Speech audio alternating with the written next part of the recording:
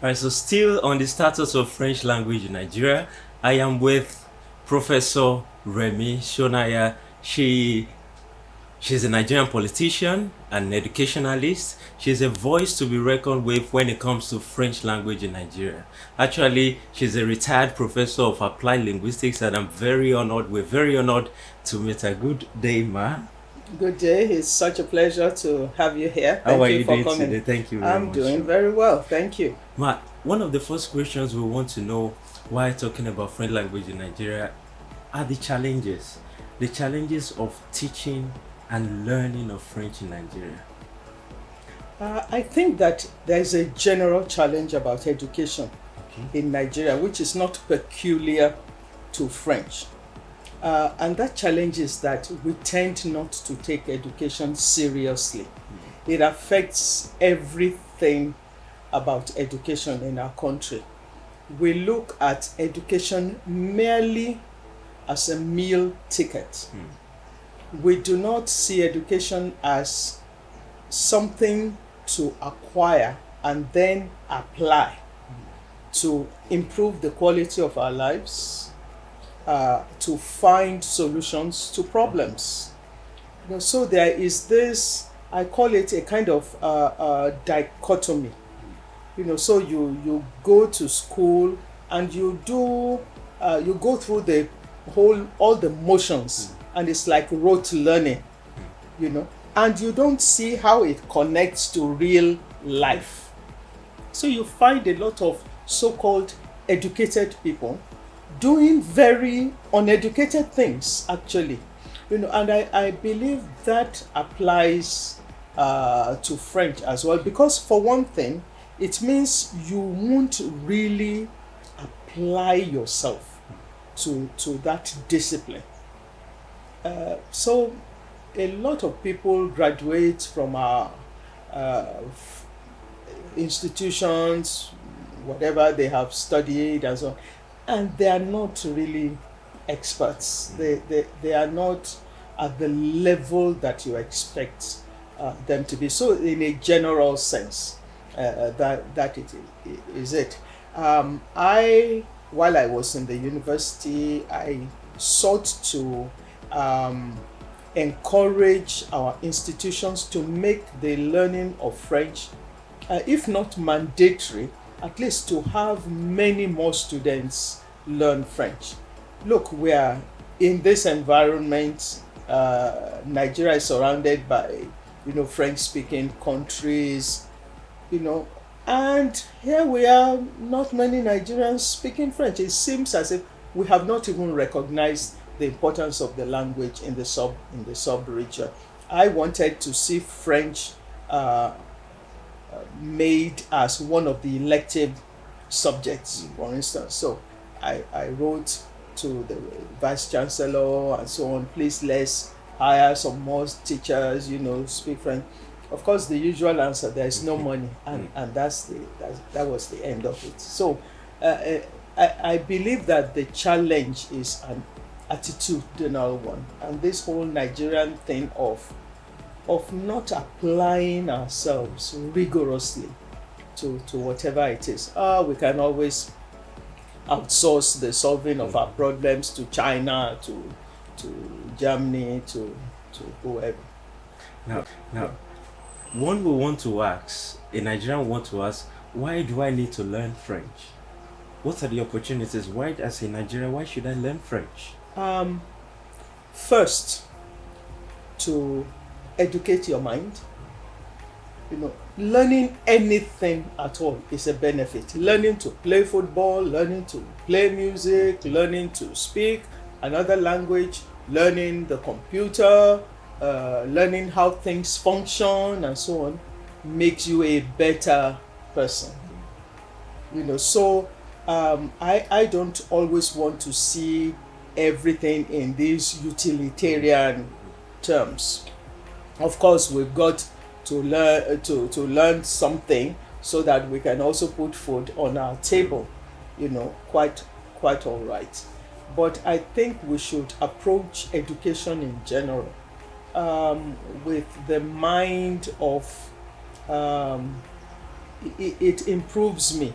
It makes me uh, broaden my horizon and things like that. I think I wrote an article once where I said, look, um, it has been proposed that everybody needs at least 3 languages, their mother tongue. So that's the language. I mean, you can't say, why do we learn our mother tongue? That is the language in which you express yourself, and so on.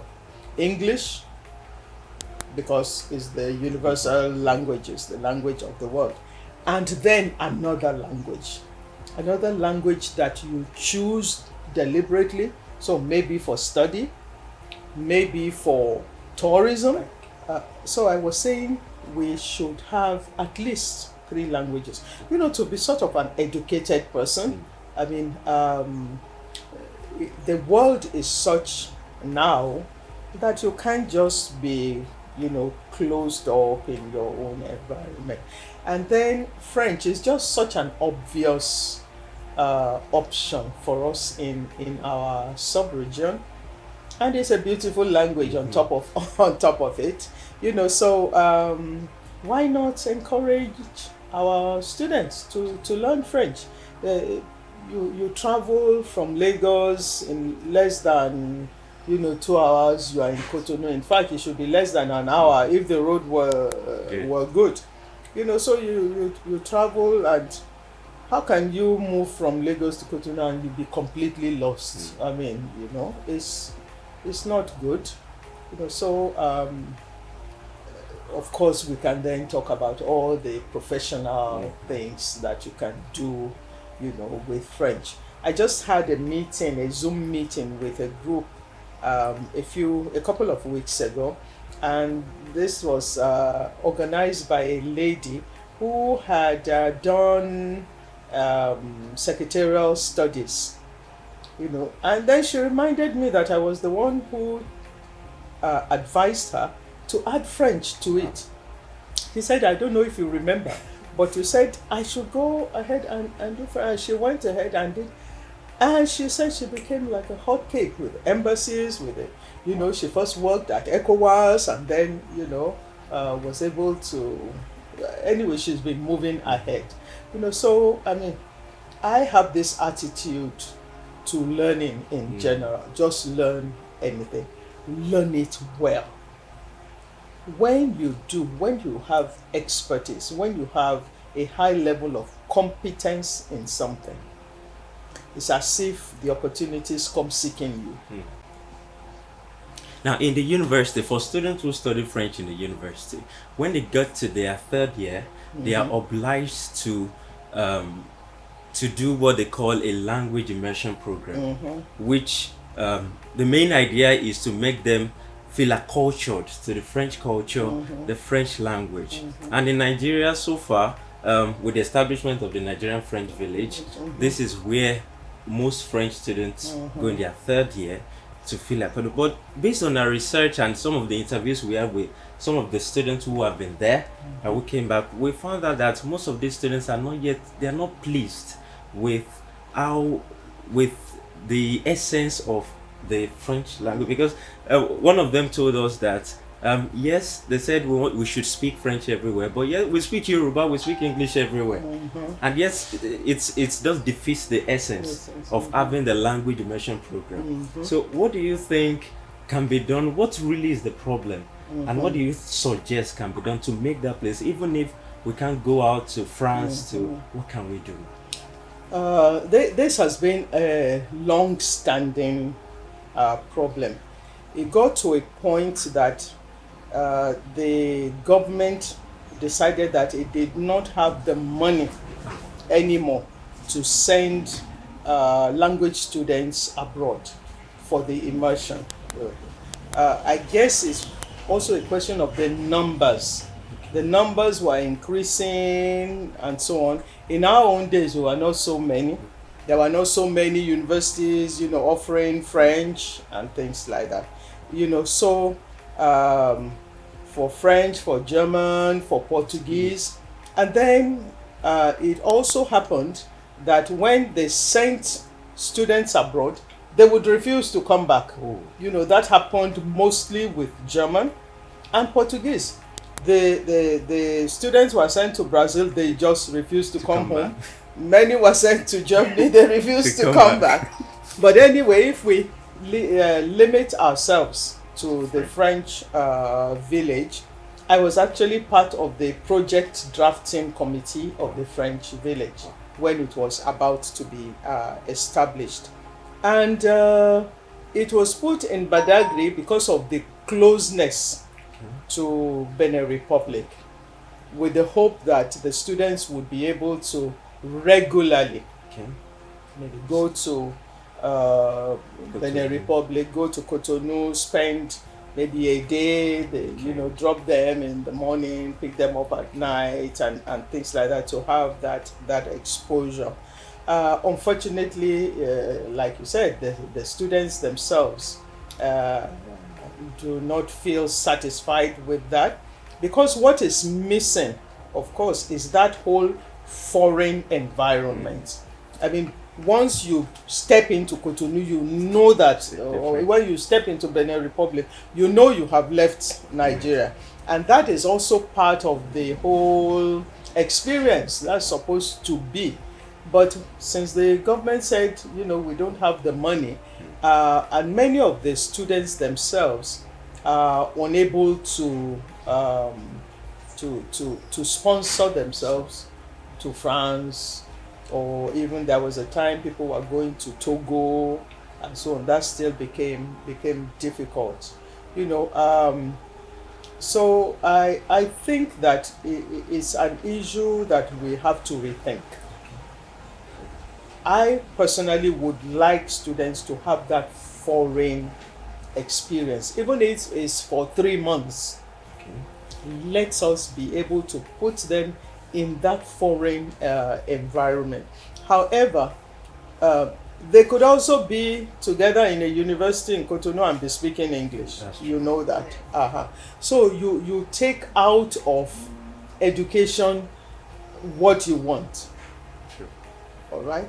So nothing compelled them to be speaking in Yoruba and in English in the French village. And you know, they are not going to have a policeman follow you all over and say, you know, you must not be, you know. So they themselves are supposed to be mature and be able to make the best of what might not be a very good situation. All right, Ma, we would also like to know, where did you go for your language immersion program, and how was the experience then compared to what we have now? Actually, my set was kind of a special set, in the sense that Nigeria was preparing to host Festac 77, Festac, Festival of Black Arts and Culture worldwide, in 1977. That is when the Festac town was created.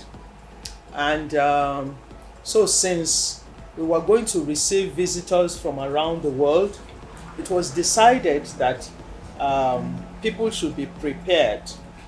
Nigerian students should be prepared to serve as hosts and hostesses and so on during that festival. So those of us studying languages in Nigerian universities were therefore sent out to prepare for Festa. So we were not sent to your usual university setting. So my set went to Vichy in France.